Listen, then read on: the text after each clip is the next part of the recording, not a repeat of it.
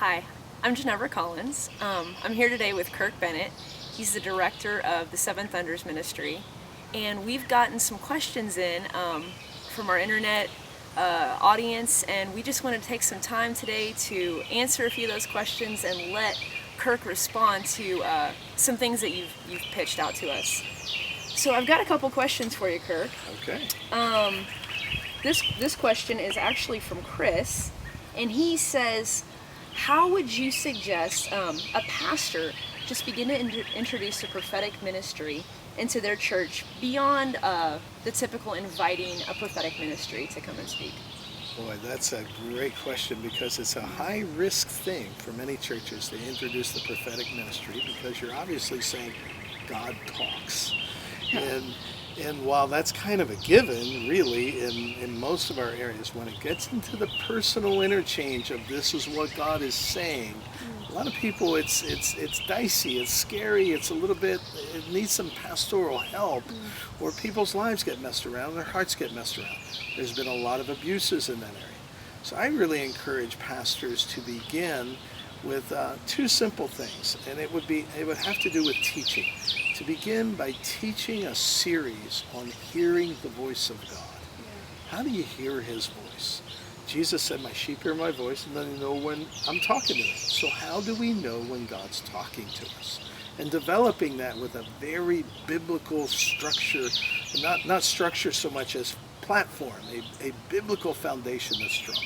The second thing I would do is do a teaching series on practicing the presence of God. Now, when I say a teaching series, I'm not just saying from the pulpit. Yeah. I would put it through the small group systems of their church, no matter what. Whether the small groups have to do with other ministries or whether the small groups are home groups or something like that, through all the small groups. How do you dialogue with God and hear His voice? And secondly, how do you acknowledge and be in the presence of God? Those two things are really the beginnings of prophetic ministry. From there, I would have the small groups be the practice arenas, where you put someone in the middle, you get a few people around and say, we're going to practice hearing. Not just reading what's on the outside of a person, but waiting on the Lord and saying, God, how do you feel about this person? What are some thoughts that you might have for them? And using language that's not so much, thus says the Lord, but hey, this is what I'm sensing. Test this yourself and see if this is true. Pray to God about it. Never just take one person's point of view for something, but God always wants to confirm in His Word and through others. So that would be a beginning point, I would think, for prophetic ministry. Well, that's really helpful, Kirk. Good. I think even just touching on hearing the voice of God and developing some of those curriculums of how people can just begin to hear the voice, I think that's going to be really helpful for local churches and for pastors. You know, most churches, when they send someone out into the mission field, they gather around them and lay hands on them. And that's really a time to prophesy. That's a time when the body can watch the leadership practicing. Then you can take that into everything from home groups to the church picnic, and let's just have a few who seem to excel at this help others along and go through the church picnic and lay hands on people and pray for them. Start with the sick, start with those who obviously need prayer, and lay hands on them and ask the Lord what He's saying. We encourage people not to diagnose why they're sick as much as pray for their healing and contend, but God might show you some things that are helpful in the process. So great simple ways that pretty much anyone could do. And people really begin to get encouraged that they can hear the voice of God. And begin to experience that. Yeah, that's really true. So Kirk, how would you suggest that, you know, as churches begin to do this and as they begin to experience and hearing the voice of God, how would a pastor handle a prophetic word that someone brings and he or she might believe it might be a little off? Ooh, that's really a good question. And that's very common because most people see the prophetic as having to happen on Sunday mornings because Paul's instruction in Corinthians seems to happen in the context of a larger group. And so they take that and go, well, it's got to happen on Sunday mornings. And that's high risk for a lot of pastors. And a lot of people, their church has two prophetic people in it. One's, this weird guy who dresses like he's from the 50s, and the other guy is just strange altogether. And those are their two main prophetic people. And so for the pastor to hear, hey, we want to increase prophetic, they're going, ew, I don't know if I can handle this, because a lot of people don't realize a pastor takes the brunt of that, not really the person. People will call the person a false prophet, but never to them. And that's really not what a false prophet is. An inaccurate word is not false prophecy. But the pastor takes the brunt. Yeah. And the brunt that they take is Monday morning, they get 50 extra emails going, why is that guy in here? Why did you let that happen? If it's a congregational church, they're going, we're going to vote you out now. Just one mistake, because the Sunday morning it's an all or nothing deal to most people. And so beginning again in the small groups and letting people who have developed a track record, as it were, a history of accuracy and not abusing people with prophetic words, is a really good place to start. When you do it on Sunday mornings, it's good to have the things begin by presenting in writing. Here's what I'm sensing. Yeah. And have a person who's maybe screening, maybe it's the pastor, maybe someone else, briefly skim it and go, okay, why don't you share this? Or, okay, I'll share this. And that helps people get the culture of just practicing prophetic revelation. And then from there, you can go into people who you just trust, and you just hand them the microphone, and then you say, go for it. Yeah. But ultimately, if it's a corporate word, the pastor has to answer for it. Yeah. Because the pastor has to answer for it, we don't want to try to take that responsibility from them by saying, oh, they missed it by not giving our prophetic word. Because we aren't responsible once we give it or hand it to the pastor or the leadership team. Our responsibility is done there. And if it's the Lord and they feel like this is the timing and the right context for this, then they can share it. And so that's a great starting point for most churches. Those are some really helpful tips, I think, just for pastors to really begin to hone in. Okay, this is some ways we can, as a body, kind of come together. Yeah. And some helpful keys. I love what you said about writing and submitting. Yeah. Yeah. And when you write it, when you have them write it and submit it, have them put their name and a contact information. Yeah. We don't like this going and dropping the bomb in the mailbox and running away Or the because you're offering terrified of being accountable Yeah. for what you're hearing the Lord say.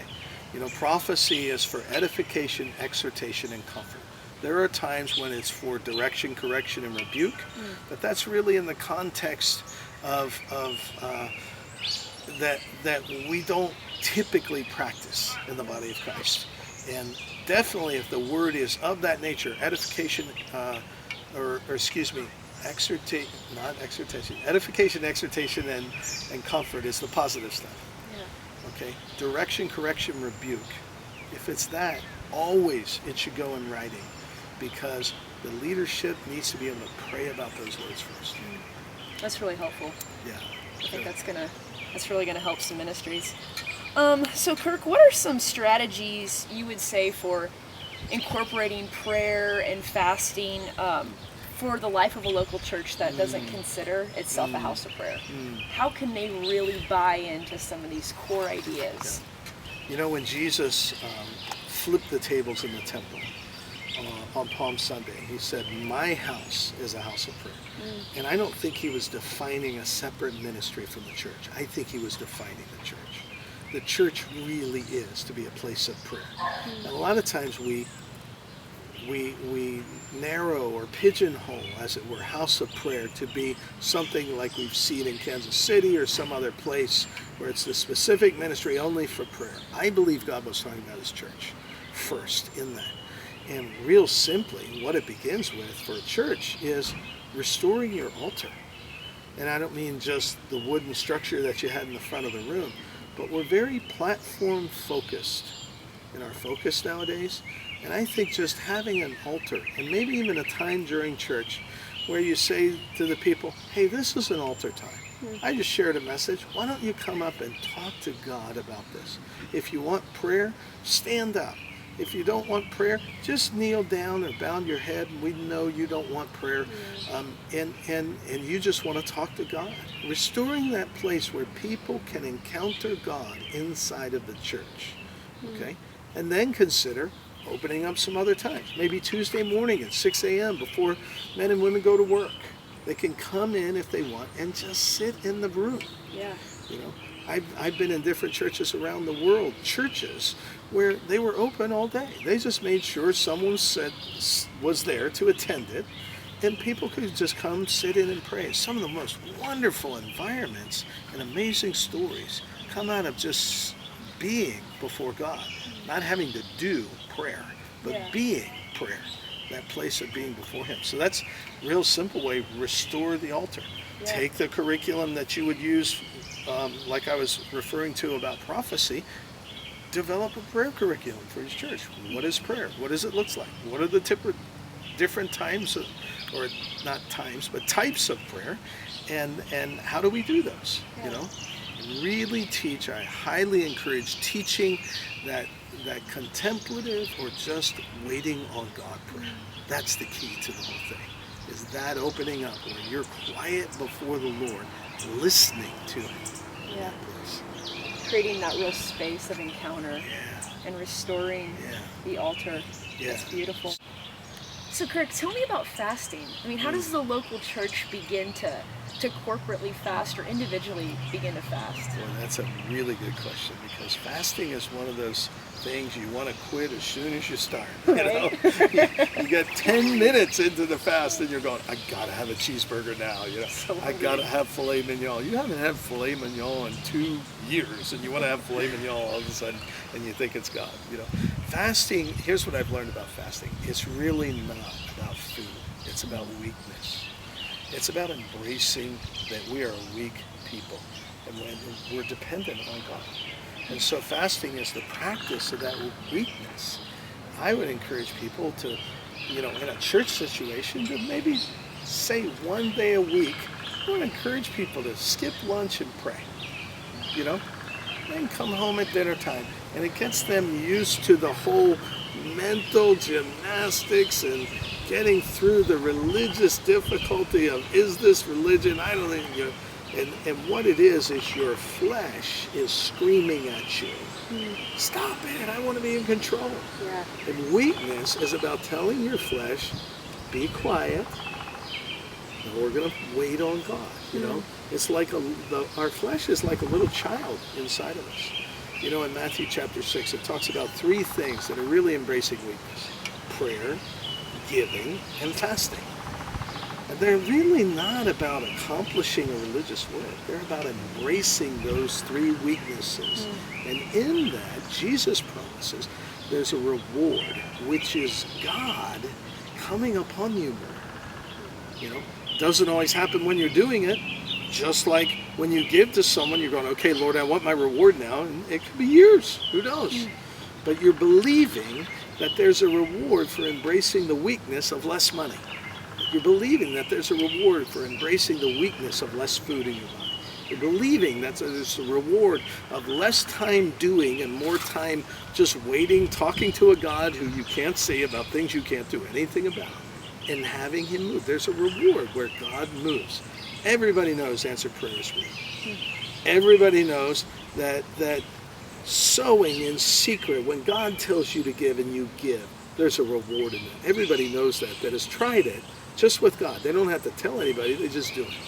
It's the same way with fasting. If you fast on some kind of regular basis, maybe it's 1 meal, maybe it's 3 meals, maybe it's a week or a month, you will see a reward. There's just a gap of time. So we do it because of the reward, but the process of embracing that weakness and the process of letting your spirit be changed and opening your spirit to God is more important, I think, to God at many times, much more valuable than the reward that you get at the end of it. Yeah. But we're all doing things about rewards. God's into that. He's totally fine with that. But He's more about transformation of your heart. And that happens during the fast, in the struggle. Oh, I want to quit. oh, I should quit. Oh, I'm going to eat this brownie. And then, oh, I shouldn't have eaten that brownie. And all of that is all part of the transformation that's going on when we embrace weakness. So 1 day a week, we buy in as a church. We do 1 day a week. We do 1 meal a week. Yeah, 1 meal a week, Wherever 1 day we a can week. start. Yeah, you know, many of the churches have this in their traditions, and they deemed it religious. In other words, what we've done is we take faith out of something, we take the relationship out of it, and then we call it religion. You know, it's tradition is not religious. It's what really is religious is when we remove our faith and our relationship with God from it. And if we can inject that into what many of old did in fasting, we will see such a joyful increase. If a body does it together, they have this sense of accountability with one another. And of course, there's always oh, I cheated and you cheated and all that. But nobody, you do it before the Lord. But having that sense of my brothers and sisters are doing this, so I'm going to do this, really helps you stay focused many times in it. There is a focus dimension.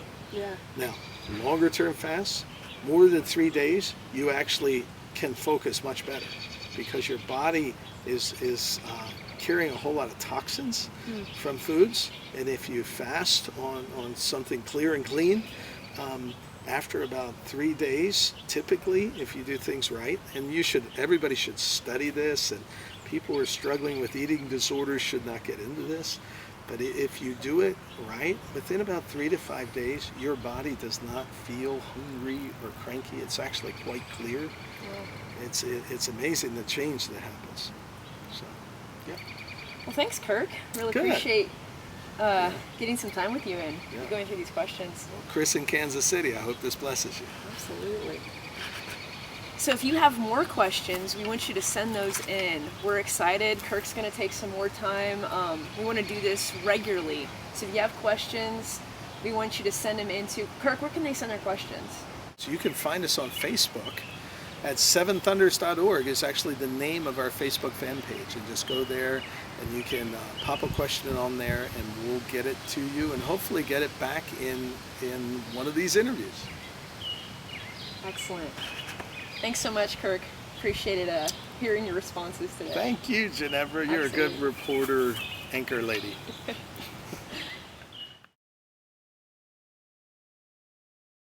So if you have questions, we want you to send them into Kirk. Where can they send their questions? Send your questions to, I don't know, at seventhunders.org.